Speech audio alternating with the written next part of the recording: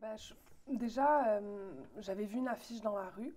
Donc, ça disait philosophie d'Orient et d'Occident. Il y avait une spirale avec plusieurs civilisations qui étaient représentées. Donc, c'est sûr que moi, l'histoire, tout ce qui est archéologie, les anciennes civilisations, ça m'avait toujours passionnée. Donc, je dirais qu'au début, c'était plutôt une curiosité de me dire, ah, ok, la philosophie de tout ça, tu sais, c'est quand même rare. Souvent, on va nous parler de la philosophie, par exemple, grecque ou plus orientale.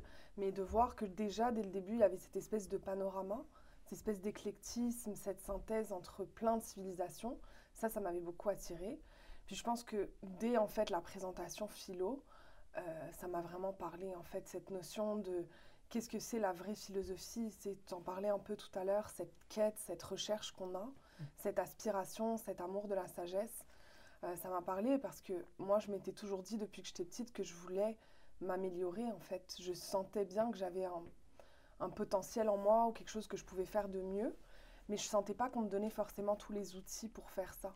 Tu sais, on me parlait d'études, oui, c'était intéressant mes études, mais c'était surtout un niveau intellectuel, tu sais, on nous parlait d'apprendre des dates, de connaître des choses, mais je sentais pas qu'on me donnait des outils qui allaient me permettre de m'améliorer en tant qu'être humain. Ou bon, je sais qu'aujourd'hui on a plusieurs livres, par exemple sur la méditation, vivre le moment présent, des choses comme ça. J'étais passée un peu par là, mais je sentais pas que je pouvais le faire par moi-même. Mhm. Tu sais, je m'assoyais chez moi, j'essayais de méditer, mais pour moi, méditer 30 minutes, c'était pas forcément l'angle qui me parlait le plus. J'ai rien contre la méditation, mais je me disais, il me semble qu'il me manque des clés ou il me manque des personnes surtout pour le faire avec moi ou pour m'apprendre ben, comment faire, qu'est-ce qu'on va être les premières étapes.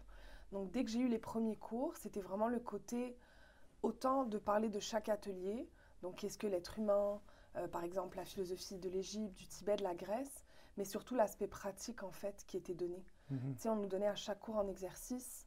C'est un exercice simple, mais ça nous permettait de, pendant la semaine, continuer à y réfléchir, à travailler là-dessus. Donc je dirais que c'est vraiment ces outils-là qui m'ont fait accrocher à l'école et les gens aussi surtout. Mhm.